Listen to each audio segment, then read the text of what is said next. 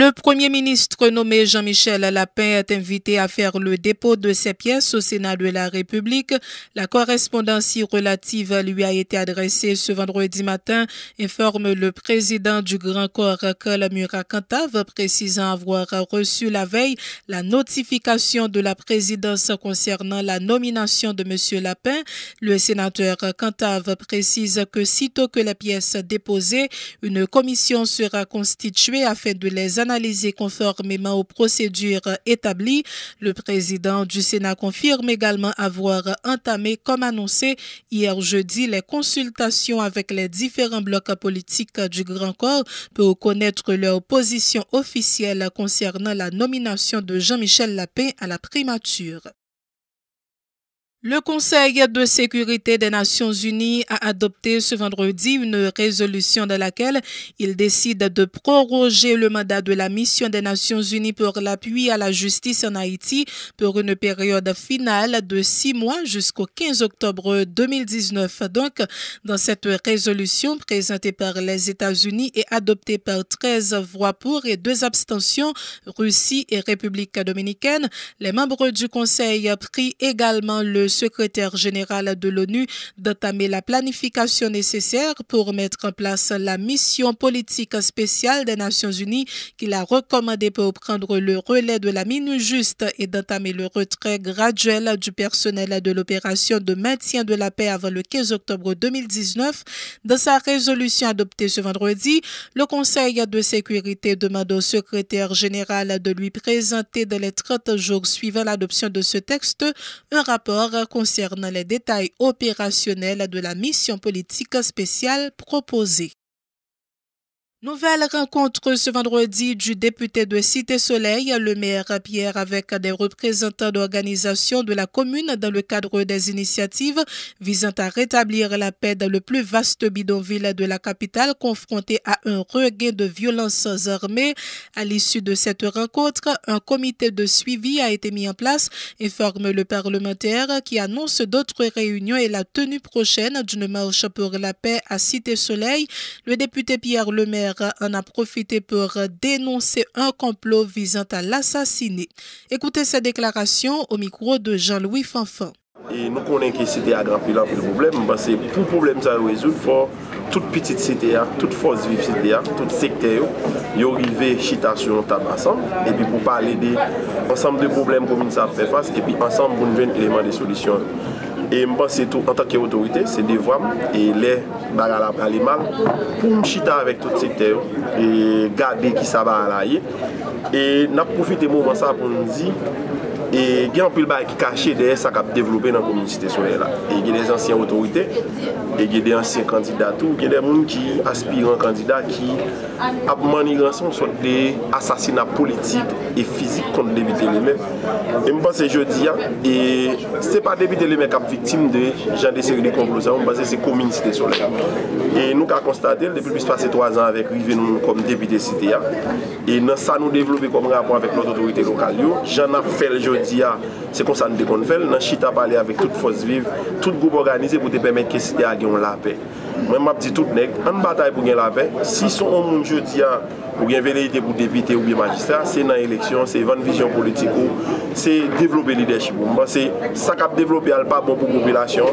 Et là, nous continuons là-dedans, ça nous est difficile pour nous préparer des métiers, parce que je dis à nous parler, c'est Timounio qui a venu nous quitter un cité soleil en forme, un cité soleil qui gagne la paix, un cité soleil côté la vie reprendre pour tout le monde à vivre. Est-ce que nous rencontrons tous différents groupes, tous les leaders groupes dans la zone, c'est tout là, bon, majorité là, et on ne peut pas jamais jouer tout, mais majorité des leaders et dans sa notable dans la commune, nous avons représentants toute zone dans la commune qui est présent avec nous matin.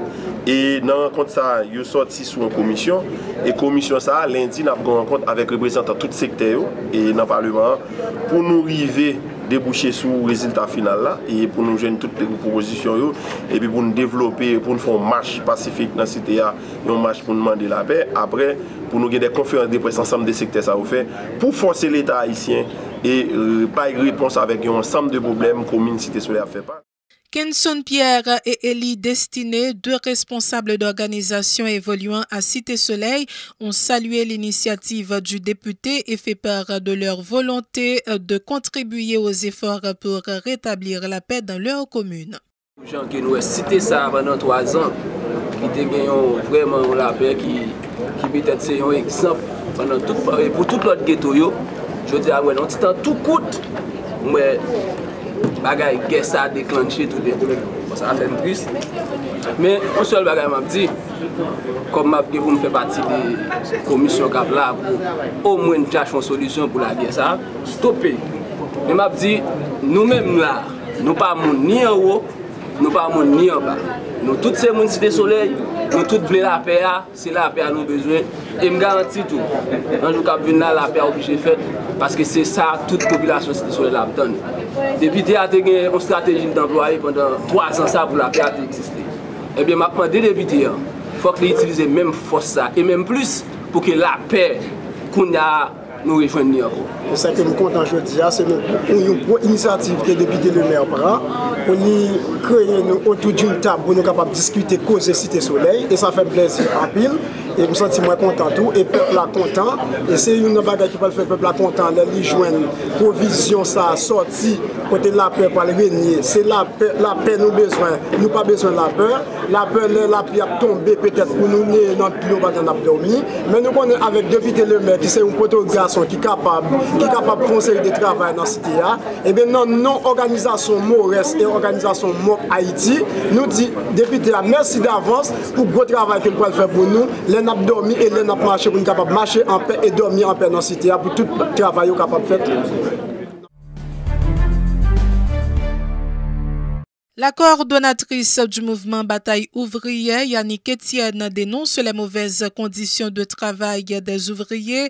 Elle continue de réclamer un salaire minimum d'au moins 1000 gourdes, jugeant insuffisant le salaire de 750 gourdes approuvé par les députés.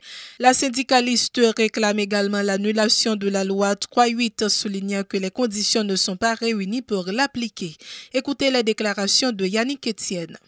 Le contexte et ouvrier connaît que le 1er mai pour arriver, c'est toujours une période côté que vous venez avec revendications et vous portez revendications pour que vous joignent des solutions pour eux.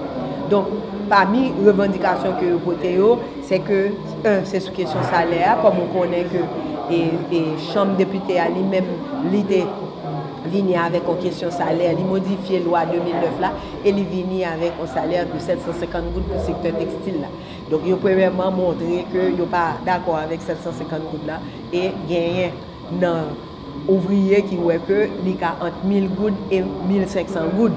Donc qu'on y a l'arrêté et pour que question débat sur question et salaire là, li plus que en question de chiffres qui dit 750, qui dit 1000, qui dit 1500 et quand même 2000, etc. Il faut que nous allions un petit peu plus loin. Et c'est dans ce contexte ça, il y a l'autre revendication, tant que respect des droits syndicaux, il est capable de négocier des conventions collectives qui capable des augmentations salariales que eux-mêmes qui tapent correspondent à ça, eux-mêmes ils ont besoin.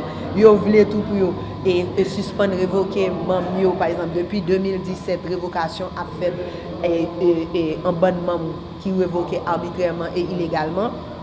Ils ont parlé de réintégration.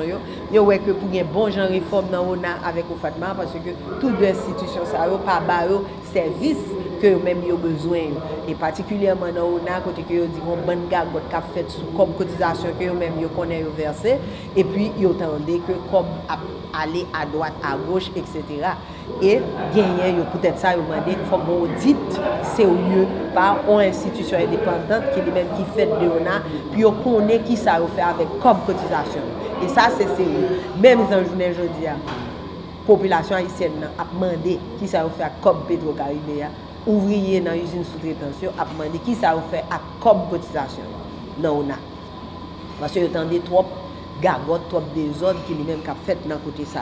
Ils ont demandé tout pour ni ONA ni au Fatma, ils ont bail service que ils doivent puis ils bail. La directrice générale de l'Institut national de la formation professionnelle, Maggie Durcé, rejette d'un revers de main les accusations portées contre elle par les membres du syndicat des employés du système national de formation professionnelle. Elle y voit un vaste complot fomenté contre elle par ses détracteurs, principalement le président du dit syndicat, Jean-Marie Léveillé, parce qu'elle a fait du bon travail à la tête de l'INFP. Du même coup, Mme Durcé a confirmé qu'elle n'a pas répondu à l'invitation du parquet de Port-au-Prince qui voulait l'auditionner sur la base d'une plainte déposée contre elle la semaine dernière par le dit syndicat. Maggie Durcé est au micro de Jean-Louis Fanfan. Moi condamné avec véhémence et un vaste complot qui fomentait contre institution, parce que je ne peux pas dire fomenté contre Maggie Durcé, il fomenté contre l'INFP et par un employé qui dit que lui dans le syndicat et qui comportait lui selon tout le monde en bandit et lui presque venu un bandit légal parce que la PCI légalisé actes banditisme que lui fait sous institution. Et nous t'a dit que campagne ça nous inscrit en faux contre lui, contre toute accusation mensongère et méchante que monsieur Saha, qui dit il est employé INFPA, a instrumentalisé presque la justice, j'aime ça dire là, parce que gagner des mesures administratives qui prend compte lui, puisque son monde qui pas jamais vient travail. Donc après plusieurs lettres de blâme, nous sommes arrivés au niveau de l'administration à Bali, non seulement une suspension de 3 mois qui concertait avec le ministre de tutelle nous, et deuxièmement, puisqu'elle était venu faire un acte de banditisme sous institution, li gagnait un mandat d'amener contre lui, mais mandat là depuis le 4 avril que le magistrat Clément Noël vini lui-même verbaliser l'INFP pas fait contrat. L'INFP pas gain droit faire contrat parce que moi-même en tant que directrice générale, nous sommes mineurs